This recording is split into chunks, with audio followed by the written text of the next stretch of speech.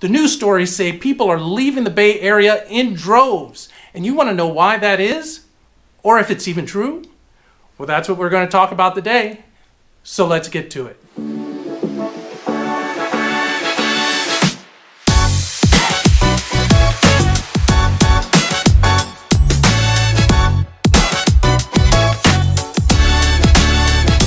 Welcome to the Living in Oakland, California channel. I'm Rich Fleming, your local realtor, and I'm here to teach you everything you need to know about living, working, playing, sleeping, eating. You know the drill. In Oakland and the rest of the San Francisco East Bay, I get a ton of people who reach out to me with questions about what it's like to live here, how to transition here, what they need to know before they get here, and I absolutely love it. That is why I do these videos. I have gone through the challenge of moving somewhere and not knowing anyone or anything, so I understand how tough that is.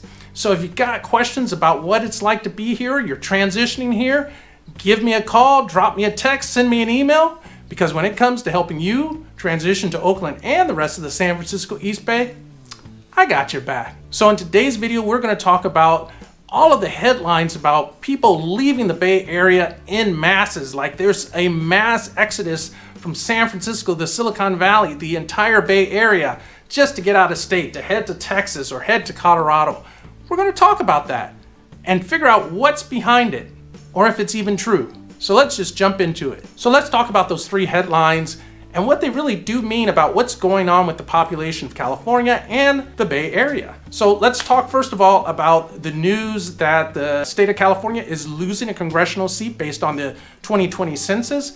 And what's going on here is not so much what has been played in the media, that there's a mass exodus and people want to get out of California. Yes, there have been people leaving the state and that has definitely increased. But what is really going on here is not that California is so much shrinking, it's that other states are growing faster. Their populations are growing faster than California's are. So that's really what's driving that. And when you look at where it's most likely, what part of California is most likely to lose that congressional seat, it is actually in Southern California. It is not a case where the Bay Area, the San Francisco Bay Area, has seen, some kind of dramatic shift in its population. So that was really, in my view, kind of blown out of proportion for political reasons and not really looking at what's really happening. The second headline that's been out there, the California Policy Lab came out. They did a study that says compared to the average year, the number of people leaving San Francisco increased by 650%. This year that they were comparing is 2020 to previous years. 2020 was the pandemic year. Everything was shut down. People were working 100% remote. And a lot of people just said, hey, why am I going to pay the cost of living in San Francisco when I could work from anywhere and pay a lot less? And that's what a lot of people did. And that's what's really going on there. It isn't really reflective of some really systemic change in what's happening in San Francisco or anything else. It was a pandemic year and it created a very unique situation.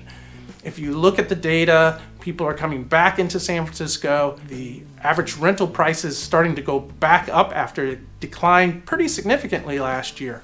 So take that one with a grain of salt. The third one that I want to talk about, and which is probably the most significant and most beneficial to understand, is there was something called the Silicon Valley Poll 2021 done by the joint venture Silicon Valley.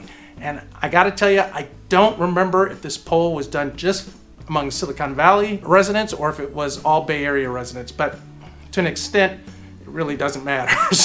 But what this poll really shows, and what is most important, is that 54% of respondents said they are considering leaving Silicon Valley, the Bay Area. And the driving force behind that for those people was the availability / cost of housing. That was the number one mentioned item, like by 70+% of the respondents, as decreasing the standard of living here and making them considering moving somewhere else. So that is really what's driving people much more so than anything else. Yes, we have some brutal commutes, some other factors, but it is really the lack of availability of housing that is really driving that. So where are people moving if they're leaving San Francisco, the Peninsula, Silicon Valley, Santa Clara County? These are very high cost places to live, extremely high cost places to live. So the question is, where are these people moving? If you look at the website How Money Walks, they give you a little bit of an insight to this. So How Money Walks really tracks IRS data to show where people's incomes, essentially people, but incomes are moving and how they're moving between different counties and different states. And if you look at the data, most of the people who are leaving the Bay Area or leaving their existing home in the Bay Area are moving from San Francisco, San Mateo County, Santa Clara County, and to give you an idea of some of the cities here, San Francisco is its own city and county, like Burlingame, Millbrae, that's in San Mateo County, Palo Alto, Sunnyvale, San Jose, those are in Santa Clara County. People are leaving those areas and they're moving to nearby adjacent counties such as Alameda, Contra Costa, and Solano County. Why? Even though they're still expensive by the standards of pretty much anywhere else in the country, they're still a lot cheaper than living in those extremely high cost counties. So what you see, and if you look at the data from How Money Walks, Santa Clara County, which is the heart of Silicon Valley, where people are moving, they're moving not out of state, but they're moving to Alameda County, Contra Costa County, San Joaquin County, the neighboring counties which are more affordable. And this trend shows up in San Mateo County, San Francisco County, Marin County. All of these extremely high cost counties are seeing some migration out of them to nearby less expensive counties. Now, the counties in the East Bay, such as Alameda and Contra Costa, those really make up the East Bay counties, and Solano County, which some people consider East Bay, some people consider North Bay. But when we are losing people from those counties, they are moving to other further out counties nearby, such as San Joaquin County, which is right to the east of Alameda County, up to Sacramento County, Placer County, which are in the greater Sacramento area. So what you're seeing is a migration towards less expensive housing within the state of California. You are not seeing a mass exodus of people leaving the state. So who are the people that are leaving the Bay Area, choosing to go elsewhere, out of state? Well, let's look at some of the companies that have relocated their headquarters out of state. They've legally moved their headquarters maybe to Texas, such as Tesla, HP Enterprises, I think Oracle. They have all relocated, and I think they've all relocated to Texas. Could be wrong about that. But you will also note that all of those companies have still kept significant presence here in the San Francisco Bay Area.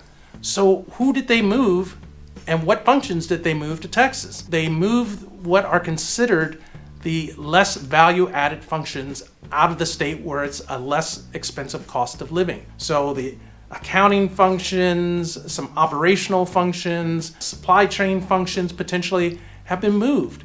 And I understand that. But you look, for example, at Tesla, they have kept and have been expanding their R&D here in the Bay Area. They have kept their manufacturing and expanding it here in the Bay Area. And that goes for a number of other companies. They have not just left the Bay Area wholesale, but they have moved some of their operations to a less expensive area. So who is moving out of the Bay Area? That's an interesting question. It's a little bit difficult to track because, Americans are not required to submit forms to move as to their background or anything else. They just do it, which is a great thing, but it's a little bit hard to narrow down exactly the demographics of people who are moving. But what I will say is probably one of the largest groups that I personally see that are leaving the Bay Area are retirees.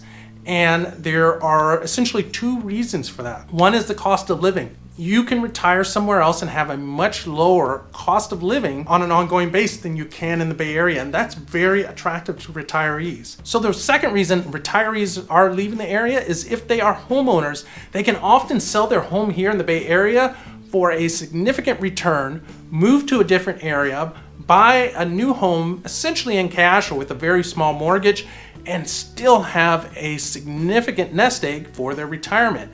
That is a huge motivator for a lot of retirees, and it's understandable. So what's my takeaway from all of this? If you're considering moving here, don't believe the hype. People are not leaving here in some mass wave, fighting each other for U-Hauls and things like that.